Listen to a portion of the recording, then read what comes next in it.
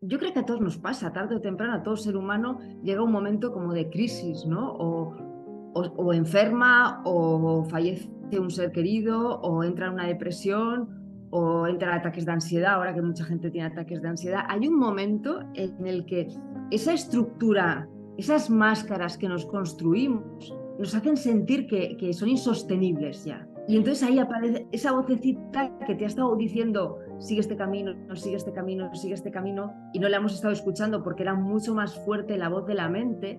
Esa vocecita empieza a manifestarse, ¿no? Y empieza a decirte, sigue por aquí. Si no le haces caso, es cuando empiezan esas crisis, esas depresiones, o la vida te para y te dice, bueno, ¿qué está pasando?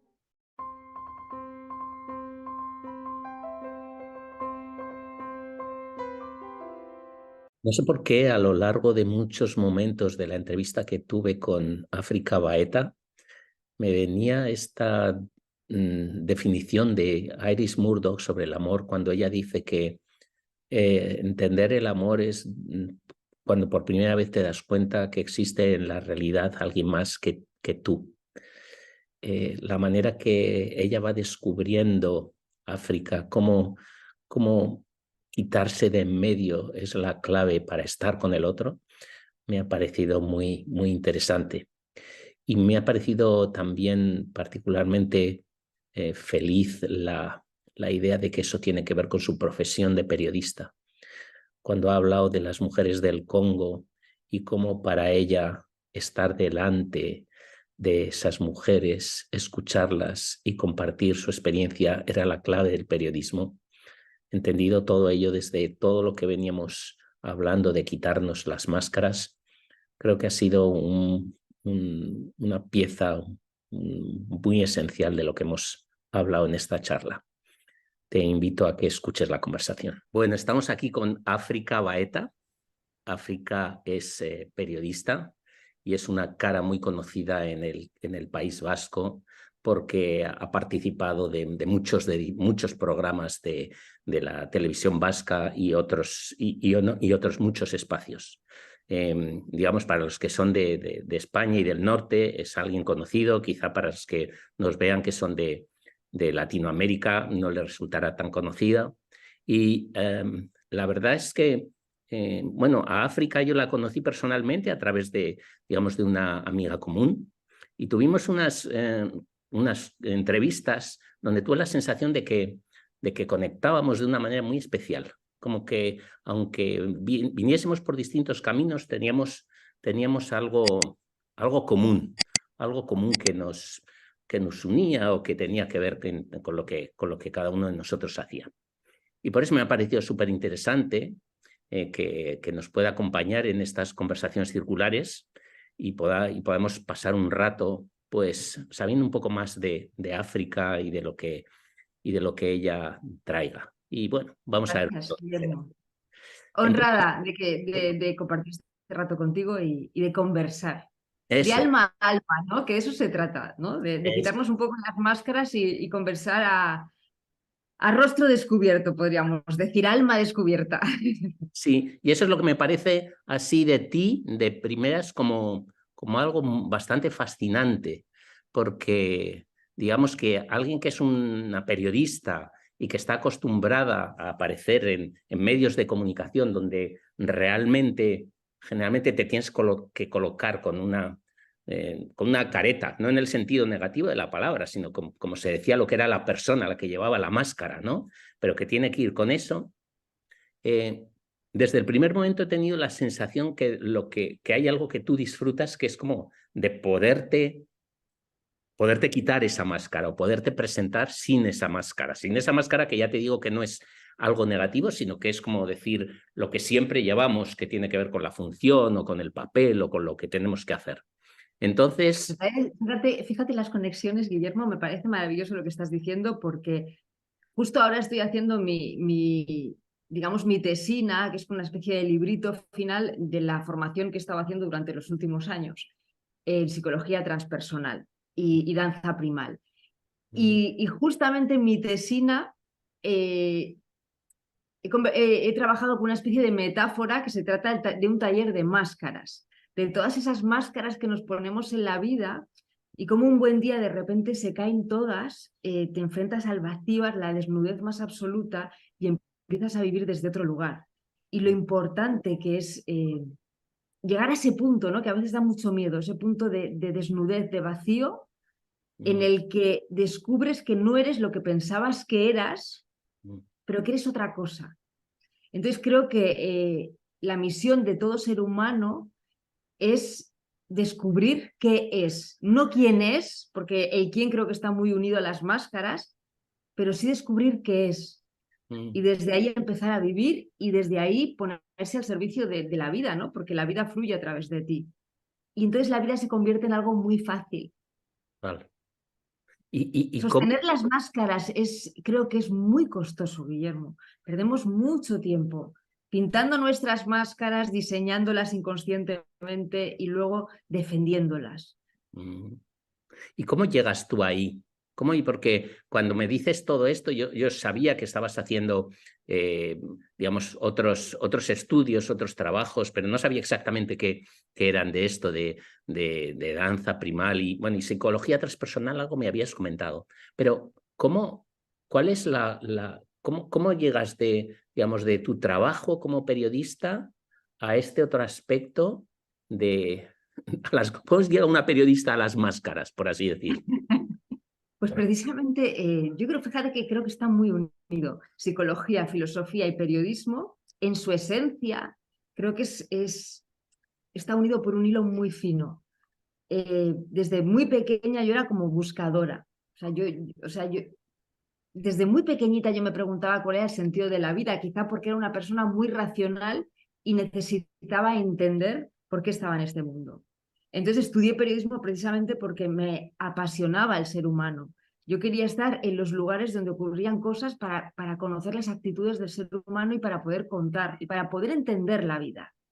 Fíjate que ahora, igual te desvelo ya al final de la película, pero he tenido que recorrer un largo camino, estudiar mucho, hacer muchos talleres, un proceso de autoconocimiento, de noches oscuras del alma, de vacío también existencial, para llegar a descubrir que las respuestas no llegan a través del entendimiento. Y creo que el periodismo está muy unido porque cuando haces este camino personal, que a la par es profesional, porque creo que está muy unido tu vocación con tu forma de vivirte, de tu forma de ser, el periodismo adquiere otro sentido. Realmente te conviertes en un medio para poner el foco en realidades que muchas veces pasan desapercibidas porque al sistema no le interesa que se cuente o porque simplemente desde el punto de vista mediático no tiene interés. O sea, que lo que estás diciendo es como que tú entraste en el periodismo porque como que a través de conocer a las personas querías conocerte a ti misma, pero al mismo tiempo como que en ese conocer a las personas del periodismo necesitabas encontrar o querías encontrar algo diferente en ese conocer que no es el conocer habitual que se hace cuando uno es periodista, sino algo especial. ¿Es algo así? Es que yo creo que dentro de nosotros, dentro de todos nosotros, hay como una vocecita, puedes llamarle intuición, puedes llamarle la voz de tu verdadera esencia, que te va guiando para descubrir realmente qué eres. Es como esa vocecita que te va guiando muy sutilmente a lo largo de la vida, pero como tú estás en la mente y identificada con tu yo, con tu ego, con tus personajes, no escuchas. Entonces, si todos nos paráramos, nos detuviéramos, escucharíamos esa voz interna que te guía en el camino y va Mm, mucho más allá de la mente. mm, Entonces, con respecto a la pregunta que me has hecho, ¿no? De si me buscaba yo a través de las otras personas, hombre, creo que somos seres relacionales y que todos nos buscamos a través de las otras personas. Yo cuando te hablo a ti me estoy hablando a mí y yo cuando te veo a ti me estoy viendo a mí.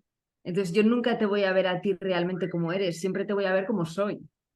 mm, Entonces descubrir esto es muy mágico mm, mm. y te conecta con una humildad que te ayuda a escuchar y a ver la vida desde otro lugar completamente diferente. Fíjate qué riqueza para el periodismo que se ha distorsionado tanto en su esencia. Mm.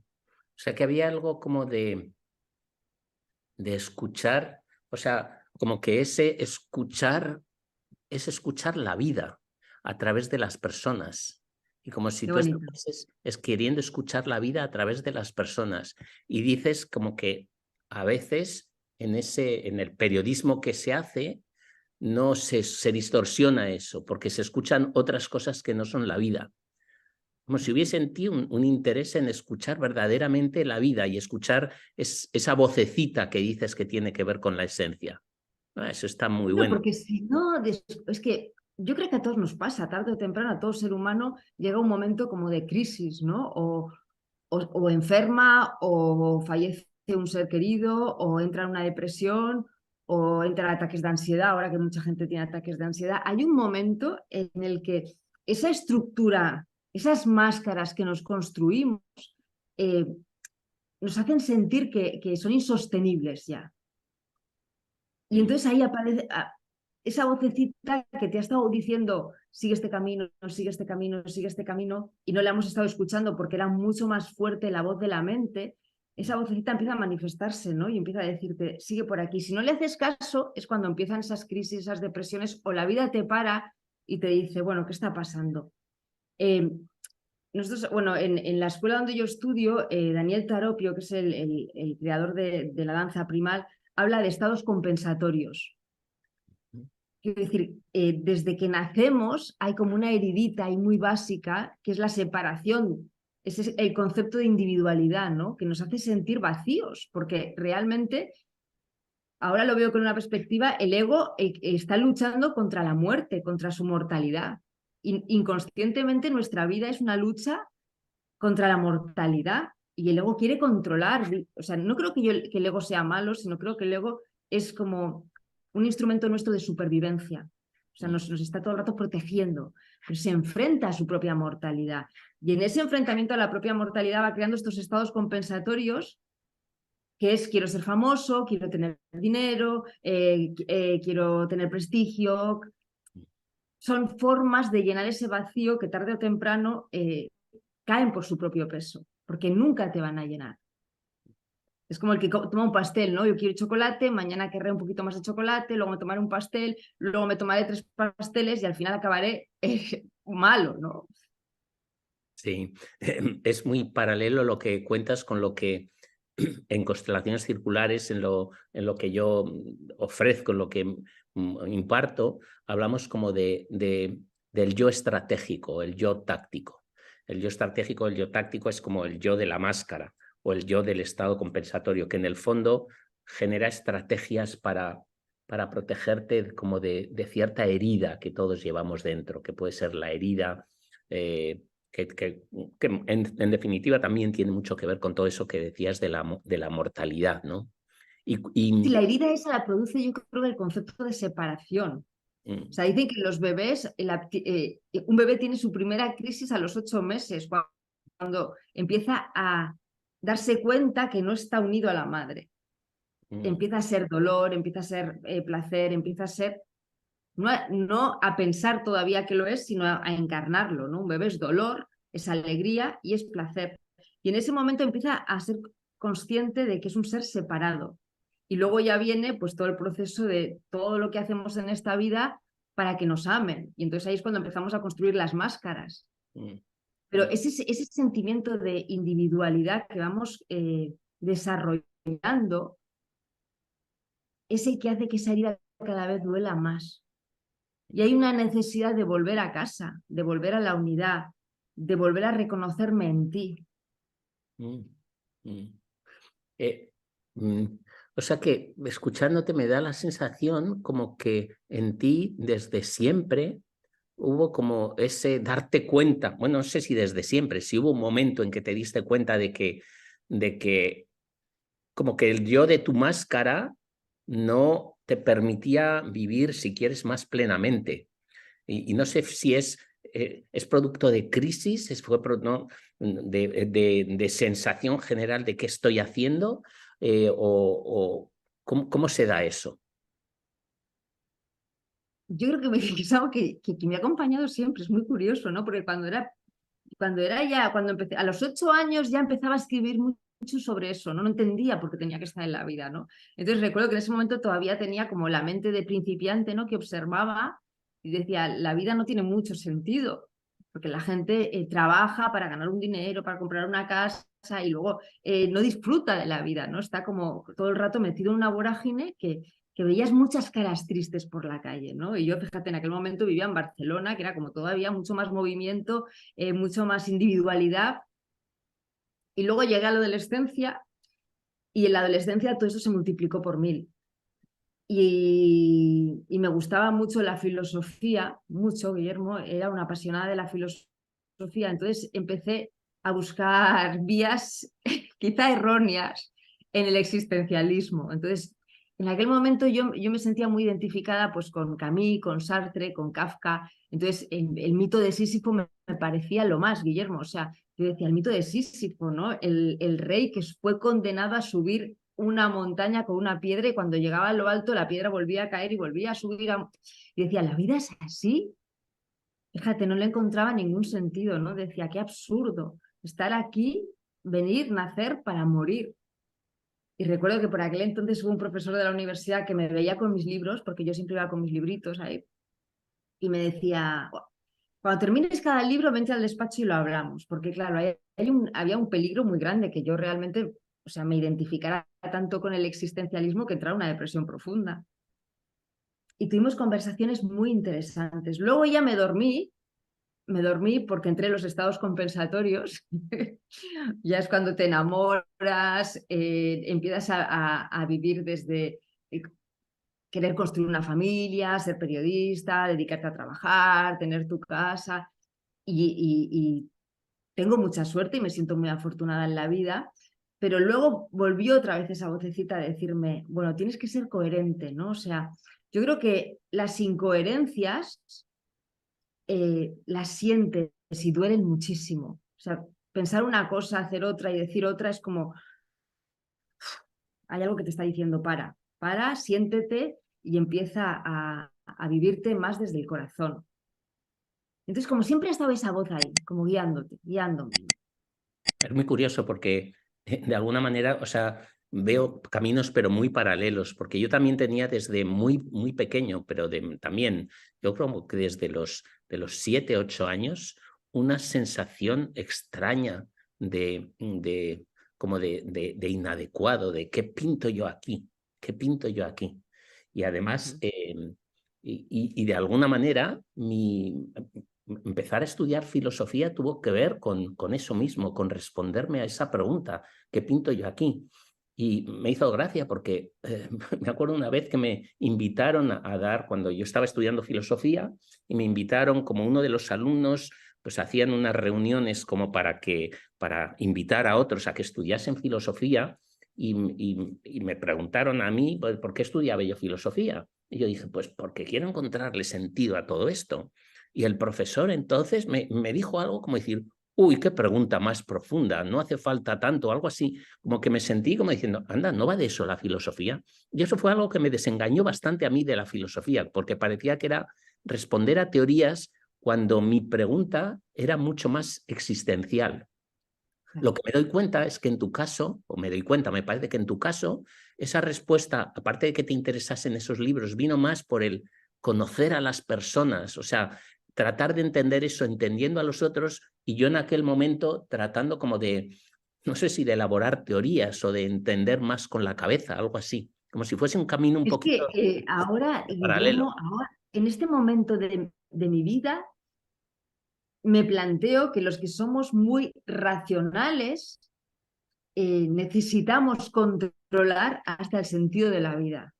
Mm, Y mm, el gran hallazgo ha sido darme cuenta que cuando sueltas el control, mm, llegan las respuestas. mm, mm, mm, Entonces, toda la vida ha sido como una búsqueda, pero incluso quizá obsesiva, ¿no? Ahora lo veo con retrospectiva, ¿no?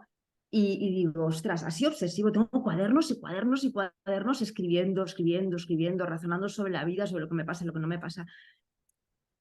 Y luego dices, pues ahí había un ser controlador que necesitaba entender esto. mm. Sí, y yo lo que me doy cuenta ahora o lo que voy reflexionando es que tiene que ver con eso que estoy trabajando, elaborando, es que generalmente esa pregunta por el sentido de la vida aparece cuando no estás muy bien conectado con la vida. De hecho, cuando tú estás bien conectado, no te preguntas por el sentido de la vida. Cuando yo estoy bien, cuando estoy feliz, cuando estoy que la vida me fluye, o cuando estoy haciendo algo que me conecta profundamente, ahora cuando voy a ver los partidos de fútbol de mi hija, no me pregunto para nada qué sentido tiene la vida. Estoy ahí, es eso que hablo que he aprendido del conocimiento por participación.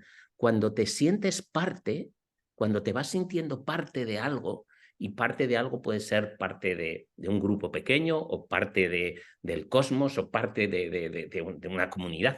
Entonces ya no te preguntas por el sentido de la vida, no tiene sentido esa pregunta. Es como, ¿cómo qué sentido tiene la vida? Ya estoy en ella. Es más bien como, y además no es el sentido de la vida, sino que cuando vas haciendo esto, vas encontrando sentido en la vida. Puede parecer una tontería de frase, pero es un poco lo que tiene que ver con esta conversación que tenemos, en el sentido de que yo no quiero que me digas cuál es el sentido de tu vida, sino que entre los dos le encontremos sentido a lo que nos pasa, a lo que vivimos, a lo que somos. Y eso es una cosa muy diferente. Es muy Totalmente. sutil, pero es muy diferente. Cuando yo pienso en las conversaciones que tuvimos, era, ¿de qué hablamos? No tengo ni idea, pero la relación fue muy buena, hubo sentido. ¿Y de qué hablamos? Pues de esto, de la vida, pero no, me vino con una teoría buenísima África. No sé de qué, pero Porque fluye. exacto. Y fluir es eso que se dice, lo que fluye. Y fluir está totalmente ligado siempre a felicidad. Cuando fluimos nos sentimos felices, y cuando nos sentimos felices no nos preguntamos por el sentido de la vida. Es que hay unas líneas divisorias que llevan mucho a la confusión. O sea, cuando hemos ido interpretando la vida desde nuestras máscaras, el sentido, el amor, la humildad, son conceptos que hemos distorsionado. Parece que estamos hablando del sentido de la vida y estamos hablando de qué tengo que aportar yo a la vida desde mi ego, o qué sentido tiene que tener esto, que es fíjate que son expresiones como muy soberbias, ¿no? Yo, dentro de mi yo, ¿qué sentido tiene la vida para mí? Y ahí es el ego viéndolo, pero cuando hablamos del otro sentido, digamos el sentido desde la esencia, es cuando directamente se conecta con lo que acabas de decir, que es la totalidad, la unidad entre tú y yo. No es el sentido de mi ego, sino es el sentido de la vida fluyendo ahora mismo a través de nosotros, a través de una conversación. Eso me ha gustado. La vida fluyendo a través de nosotros en una conversación. Eso me ha gustado, porque es como que anda en determinados, lo voy a ver si es algo así, y a ver cómo te suena. En determinados momentos uno siente que se abre, y cuando se abre es como que la vida puede fluir. Totalmente. Cuando te quitas de en medio. A mí me gusta mucho esa expresión, Guillermo, cuando te quitas de en medio. Mm, Fíjate, ¿eh? O sea, cuando tus máscaras dejan de molestar. mm, Que hay que honrarlas porque nos han traído hasta aquí, siempre nos han estado protegiendo. mm, Pero cuando ya las conoces y ya sabes las máscaras que tienes en tu baúl, y mm. puedes incluso jugar con ellas y decir, hoy me pongo esta, hoy no me pongo esta, pero ya sabes, eres tú las que las manejas. Entonces es cuando ya puedes empezar a quitarte de en medio y a dejar que la vida suceda a través de ti. Y cuando te quitas de en medio, ¿qué pasa? ¿Qué Pues es lo la que... vida fluye, todo es más sencillo, porque ya no tengo una expectativa ni tengo que saciar un vacío. Fíjate, una de mis máscaras, por ejemplo, fue la máscara de la buena. Y tenía mucha necesidad de demostrar al mundo durante un tiempo. Todos tenemos 200.000 máscaras, ¿no? Pero una de esas era la buena. Entonces yo tenía como inconscientemente la necesidad de demostrar que era una persona buena. Entonces me metía en voluntariados, me metía en tal, pero había algo ahí que decías, algo en tu corazón siempre te está diciendo cuál es la verdad. Y un día descubrí con este proceso de autoconocimiento que me empecé a preguntar desde dónde hacía las cosas. ¿Las hacía porque realmente las sentía o las hacía para sostener a ese personaje porque necesitaba que me quisieran demostrando que era una persona muy buena? Entonces, este funcionamiento, pongo este ejemplo, pero hay 200, este funcionamiento nos hace sufrir a la larga. Pero cuando tú empiezas a conectarte con lo que realmente eres, te quitas de en medio, empiezas a hacer las cosas desde otro lugar. Okay, no hay una intención. ¿Cuál es ese lugar? Pues el lugar yo creo que es la vida manifestándose a través de mí en cada momento. Y confío mucho en donde me lleva la vida en cada momento. Y van surgiendo cosas y casualmente la vida te lleva donde tienes que estar. Entonces es como Es que... como mucho más fácil, Guillermo, es como mucho más fácil cuando sueltas el control, porque si no nos pegamos la vida, nos pasamos la vida intentando dirigirla y que se adapte a lo que nosotros queremos. Pero cuando surfeas las olas que llegan como llegan, es más sencillo, no estás en guerra permanente. Pero entonces lo que estás diciendo es como que en esos momentos, cuando tú te quitas de en medio, es como algo así como que es como si en todo momento nos estuviésemos viendo a nosotros mismos, ¿no? Con nuestras máscaras o con los personajes y tal, y cuando te quitas de en medio, entonces es como, está la vida. Entonces ya no te miras tanto a ti, sino que miras otra cosa, que es la vida. Del mismo modo que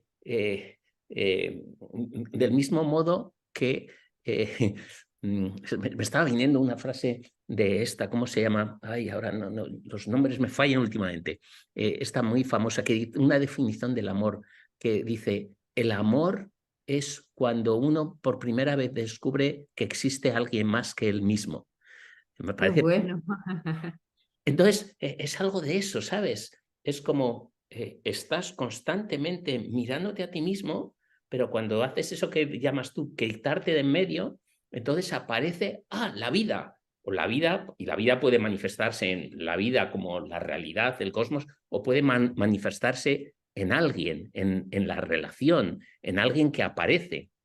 Y además la manera de aparecer siguiendo esa frase es en forma de amor. Puedo amar a a alguien más que no soy yo, porque me he quitado de en medio. Wow, eso es fascinante. Y es como entenderlo realmente, entender que eso es así. Sí. Fíjate lo que hablaba antes de la línea divisoria entre esos conceptos no vistos desde la mente, pensamiento, ¿no? El concepto amor,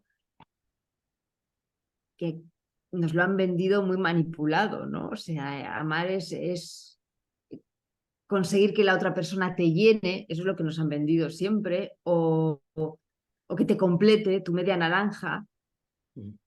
Y amar es todo lo contrario. A veces yo me planteo si se puede amar realmente desde el ego, ¿no? Desde ese sentimiento de identidad, de individualidad, porque amar es reconocerme en ti. Y amar es verme en ti, con tus defectos y con tus virtudes. Y ahí entra el camino de la compasión, ¿no? Pero otro tipo de compasión también, ¿no? Es el de reconocimiento mutuo en cada una de las personas que ves. O sea, ir al supermercado y ver a la cajera y tú también eres la cajera. Ese concepto de amor es tan distinto al amor que nos han vendido, porque nos han vendido un amor de exigencia y de necesidad. Me hace gracia porque mencionas ahora a la cajera del supermercado y mi pareja, que a través de las circulares ha experimentado mucha transformación, dice que donde más está notando la transformación que ha vivido es que cuando va a la cajera del supermercado le trata de una manera diferente. Y eso me parece, y justamente estabas tú diciendo algo parecido, es como aprender a no pensar solo yo en mis necesidades y en lo que pasa, sino en poder ver a una persona que es alguien que no significa nada en mi vida inmediatamente, pero la puedo ver diferente y puedo entrar en relación con ella diferente. Claro, para ¿Cierto? eso es maravilloso, por ejemplo, el ejercicio que se hace en algunos talleres, Guillermo, que es simplemente estar durante 5 minutos delante de una persona que no conoces de nada mirándola a los ojos. Mm. A mí me parece un ejercicio súper potente porque esas dos personas igual no se han visto en la vida y Mm. simplemente con el silencio observándose se reconocen. Y Mm. luego descubres que si empezamos a hablar, todos en la vida hemos tenido situaciones parecidas, todos vivimos situaciones muy parecidas. Mm. O sea, los problemas del ser humano siempre son los mismos, ¿no? Mm. Por eso es tan, o sea, mirándote a los ojos, yo me veo en ti. Mm. Y eso hemos perdido esa capacidad de hacerlo, ¿no? Por eso es tan importante la cajera del supermercado y mirarla y verte, ¿no? Y decir, ostras, esta mujer, fíjate cuántas personas tiene que soportar al día y cuántas personas igual con sus mundos, con sus emociones, está ahí, ¿no? Sosteniendo a su manera. Mm. Y escúchame una cosa, y esto, porque claro, estamos hablando de todo esto donde percibo que hay tantísimas conexiones entre lo que tú vas aprendiendo y experimentando y viviendo y lo que yo voy haciendo, pero ¿cómo se conecta ahora con... Es como si te hubieses ido a lo transpersonal y a las máscaras y a la danza primal, ¿y cómo se conecta con el periodismo? O es como un viraje en tu vida? O porque son mundos aparte o ahora mismo son mundos que Para puedes... mí el periodismo es el amor al ser humano. Wow. Sí, la esencia, el motivo por el que yo estudié el periodismo es el amor al ser humano, entender al ser humano en todas sus dimensiones. A mí me apasiona el periodismo centrado en los conflictos internacionales. Y desde que es algo que soñaba cuando era niña, pero desde que he vivido todo este proceso me han ido surgiendo muchas más oportunidades al respecto. Fíjate, ¿no? La vida se da a través de mí y ahora es cuando se me están brindando oportunidades de este tipo. Entonces, hace poco estuve en el Congo. Espera un poco, porque entonces lo que estás diciendo es que había como un deseo tuyo de trabajar o de experimentar el periodismo en los conflictos internacionales, y cuando tú empiezas a experimentar la vida de otra manera, la vida revelándose o abriéndose hacia ti, entonces se te da la oportunidad de que esto que estás viviendo internamente lo puedas expresar Total, en ese mundo, en esos conflictos.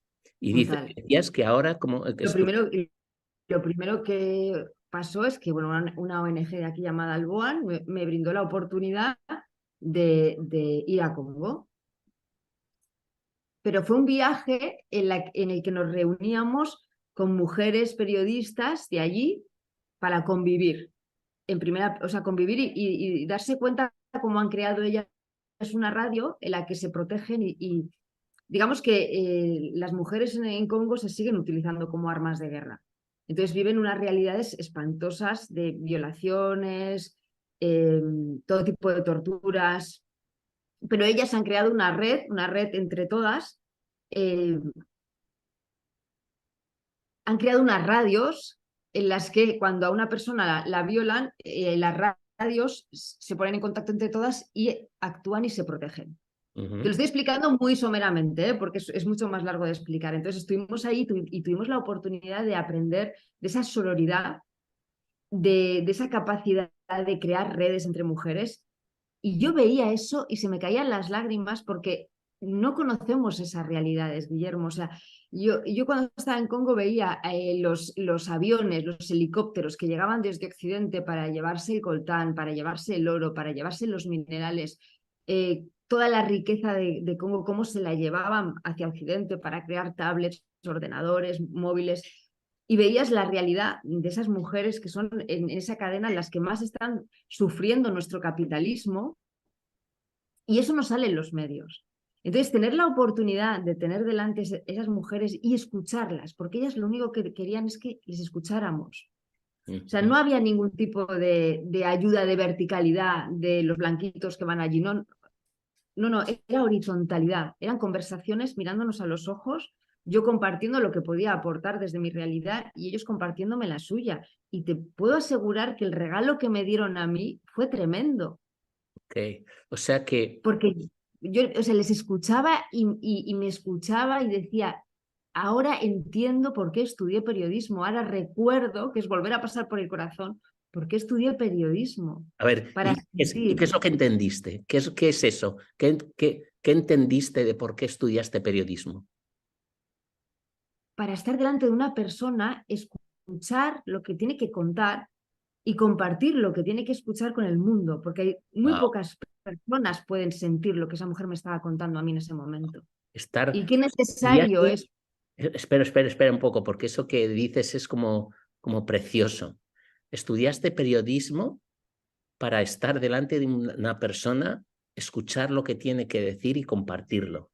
Y Pero, compartir. pero, pero al mismo tiempo te das cuenta de que ese estar delante de esa persona, escucharla y compartirla, es diferente cuando de alguna manera tú has podido soltar esas máscaras o por lo menos ir soltándolas, porque eso nunca acabas de hacerlo. Pero cuando Claro, puedes... fíjate dónde te sitúas, Guillermo. Yo no me sitúo en la periodista superior que va a hacer un reportaje y va a contar una historia.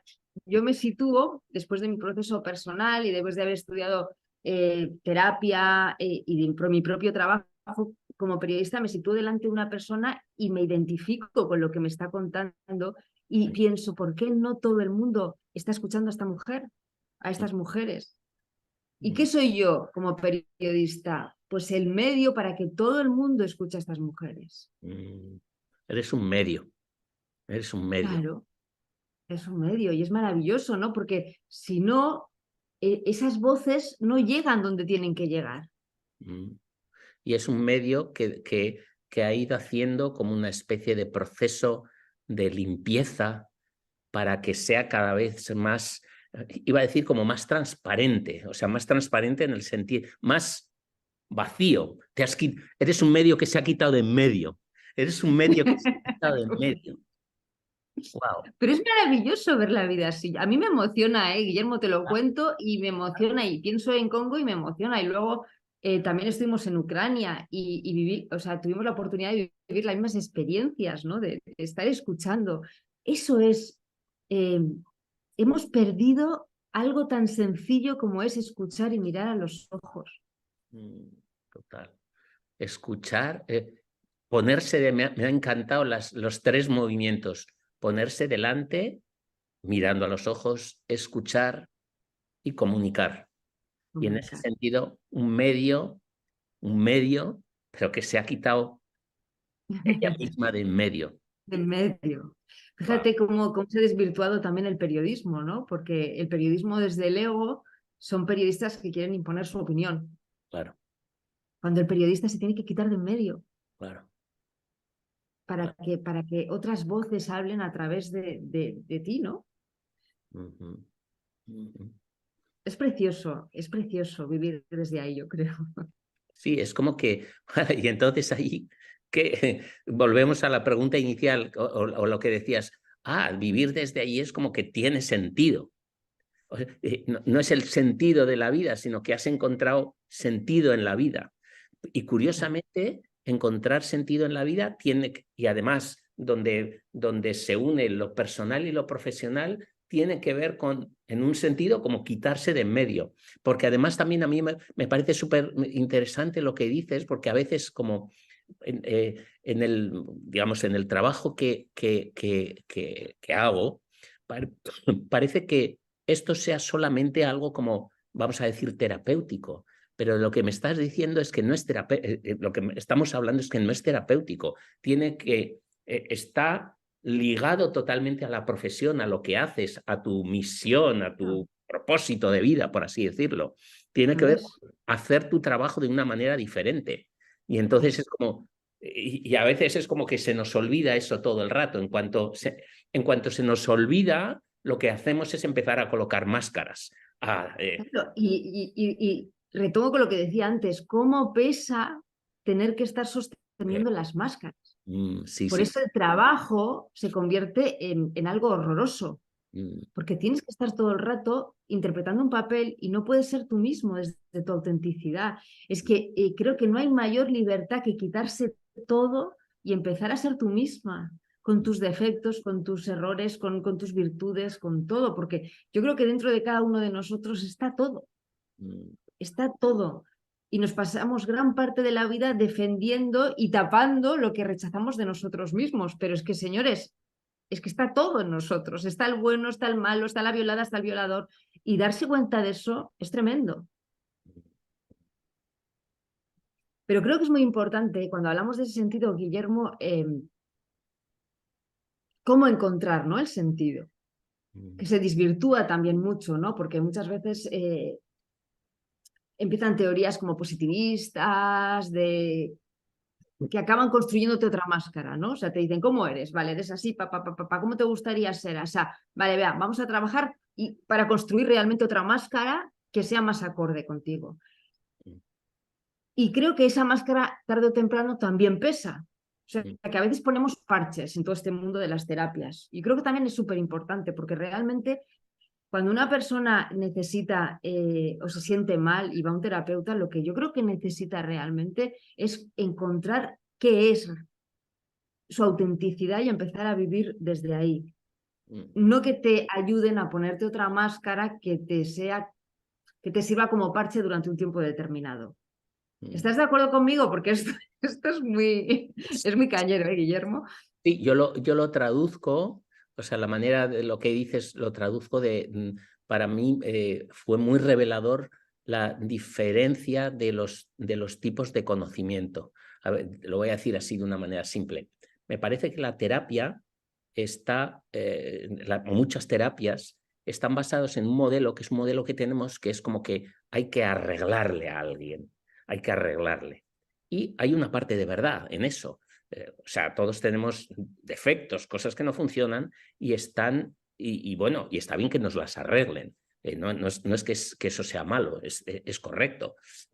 Pero ¿qué es lo que sucede con eso? Es decir, hay una serie de, lo que tú decías, hay una serie de procedimientos que pueden ayudar a que si yo no estoy funcionando bien, pues me ayuden a que me vaya funcionando mejor. Pero ¿qué es lo que pasa?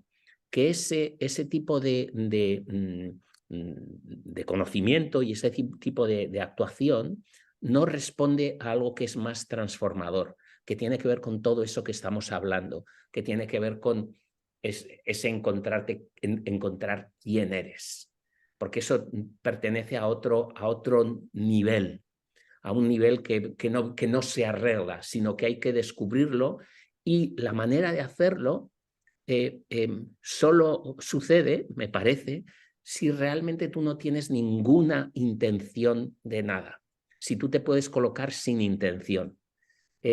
Si mi intención al hablar contigo fuese, bueno, tienes que demostrarme cómo eres de buena periodista o de buena no sé qué, o de todo lo que has conseguido en tu vida, bueno, seguramente podríamos hacer un reportaje interesante, pero donde seguramente tú mostrarías toda tu máscara de quién es África y por qué ha conseguido esto y ha logrado lo otro y ha hecho tal. Si mi intención es simplemente estar contigo y poder descubrirnos mutuamente, entonces cambia. Entonces el nivel al que se accede es diferente.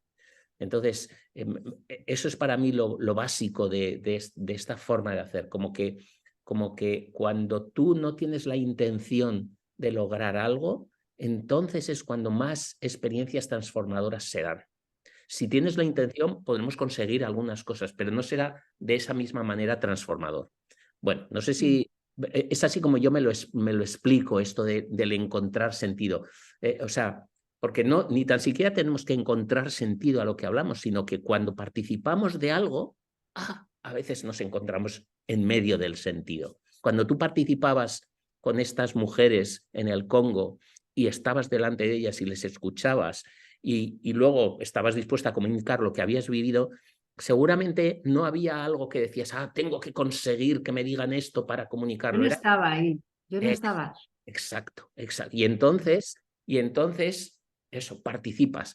Y entonces, ¿qué es el yo? Porque el yo es casi como la manera que tenemos de recordar esas experiencias donde hemos participado. Porque tú has estado ahí, tú has participado de eso, pero no te lo apropias, sino, es como la memoria la memoria de que eres tú misma, que tú A mí me también. ha encantado esa definición del yo, me ha encantado. Es así. Y además siempre vas a ser tú misma, siempre vas a ser. Te quitas de en medio, pero tú estabas, te quitas de en medio para tener, para tener algo así como la memoria de que tú participaste de esa experiencia. Y además, como decía el Buda, de que en ese momento estabas despierta ahí, pero despierta es porque estabas en medio de la vida. Algo de eso me parece. Creo que es importante aprender a escuchar nuestro cuerpo, porque los que somos muy mentales y durante mucho tiempo, por lo menos en mi caso, ¿no? Y por lo que veo que cuentas tú también, ¿no? O sea, los que hemos intentado desde la mente entender lo que es la vida, cuál es el sentido de la vida. A mí llegó un momento en el que las respuestas empezaron a llegar cuando empecé a trabajar desde el cuerpo, soltando el control mental. O sea, el movimiento espontáneo, o sea, el cuerpo constantemente nos está hablando y no sabemos escucharlo porque vivimos de aquí para arriba, ¿no? Entonces, cuando empiezas a integrar todo tu cuerpo en tu vida, empiezas a vivir desde otro lugar y empiezas a obtener respuestas desde otro lugar. Porque todo está registrado en nuestro cuerpo, todas las vivencias en nuestra espalda, en nuestros brazos, en nuestras manos, en nuestras formas de movernos. Pero somos un yo integrado. Entonces, cuando vivimos desde aquí y buscamos respuestas desde aquí y transformarnos desde aquí y acabar con nuestro dolor desde aquí, creo que es imposible. Es imposible. No sé. Bueno, yo creo que eso nos daría para otro capítulo, para hablar más, no sé si de la danza primal o algo de todo esto, pero yo creo que ahora es un buen punto para cerrar nuestra conversación, si te parece bien. La verdad es que Pues sí. todo el tiempo he estado pensando que me venía todo el tiempo una frase que oí también de Platón, que me encantó, cuando hace años la oí, y ahora la estaba sintiendo todo el rato mientras conversábamos, que es, creo que es en el diálogo del Alcibíades, que dice, también el alma en su en su autotransformación tendrá que aprender a reconocerse en otra alma. Y eso es lo que me parece que ha Qué pasado aquí. bonito. Algo de eso me parece que ha pasado aquí. También el alma en su autotransformación tendrá que aprender a reconocerse en otra alma. Y creo que estábamos hablando de algo de todo eso todo el tiempo. Eso es un broche de oro para terminar, Guillermo. Bueno, así nos sale redondo el diálogo. Está bueno. Muchas Un gracias. Me ha gustazo. encantado Me ha compartir contigo. encantado. Es un tema Siempre es así. interesante. Siempre es un gusto. Sí, Un sí. beso. Un beso, gracias.